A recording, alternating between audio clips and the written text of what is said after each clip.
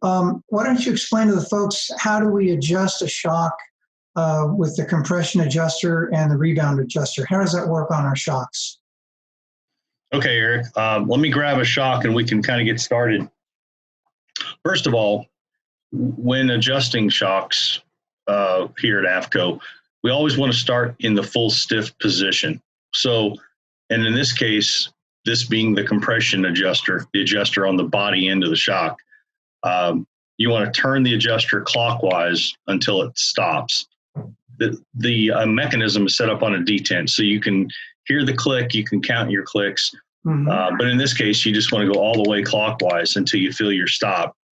And in the box for the AFCO shocks, you'll see a recommended starting guide. It's broken down by ET, broken down by door car or dragster. It's a little bit basic, and we do understand that, but with all the different combinations that we have out there, you kind of have to start someplace. But we start in the full stiff position always, and then we count our clicks counterclockwise to the recommended starting position, either from the chart that's included in the shock, or if you happen to talk to one of the shock guys at AFCO. So the compression mechanism is on this end of the shock.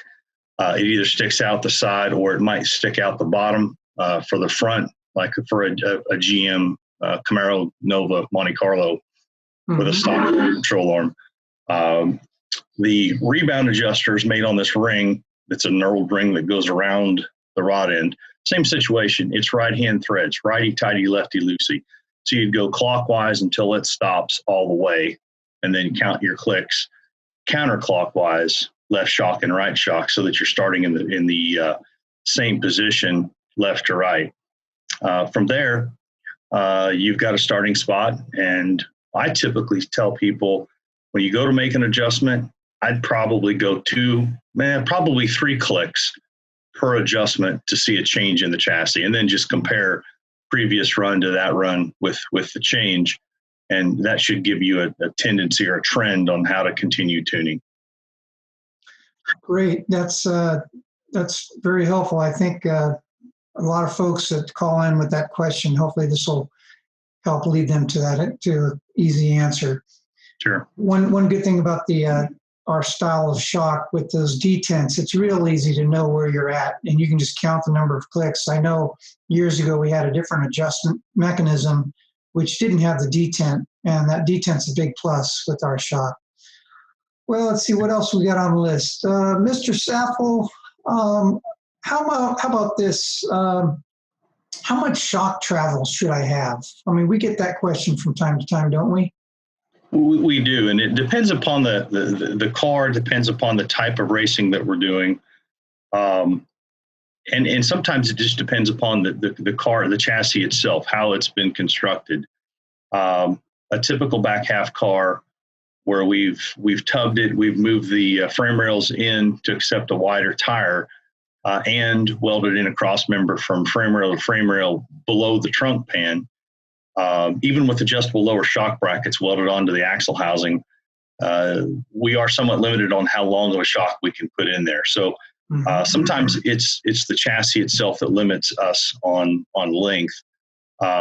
In those situations, if you've got a typical door car that's a bracket car, maybe a fast bracket car, we want to put as long of a shock in there as we can. But we also want to try to make sure that we've got a good reference point or a starting point with, more of a typical. Let's take a slick tire car as an example. You typically want to start with the shock roughly in the center of its travel from compressed to extended. And again, from what you were saying earlier, Eric, you can look in the catalog or online for compressed and extended dimensions. You just pick the midpoint, and that kind of helps you determine what shock you have. So it's certainly helpful to make sure we don't top a shock out or bottom a shock out. If we do that, the car's typically going to knock the tire off on the starting line. It's definitely not good down track or in the shutdown area. So a lot of times we just have to work with what we've got. The radial tire movement that's out there, most of the cars extend at the launch. There's a lot of separation And if that's the case, we want the shock set up with not a lot of shaft showing. We're seeing 3 or more inches of travel when a car launches. And so you want to make sure that you don't top that shock out too. So, for some of that radial or no prep stuff, I think, the catalog may be more mainstream, and you might need to make a phone call and into AFCO and just go through some of that detail. I mean, there are some combinations and styles of racing that are just a little bit outside of the main groove there. I think I'd like to also add that typically on the front, the front end of a car, if we're just going to make some general statements, the front end might have as little as a 3-inch stroke, maybe a 4 or 5-inch stroke shock, typically in a door car. And in the rear, 5, 6, or 7-inch stroke shocks are pretty common. And again, it does, the goal is we want to keep the shock from topping out or bottoming out within its operating range. Real good point. I kind of had gone down the path of rear shock. With front shocks, that's a similar situation. You want to check ride height, but then most of that movement travel is upward. So, you have to almost think the opposite on the front of the car. Yep, absolutely. For more information, visit us at afcoracing.com.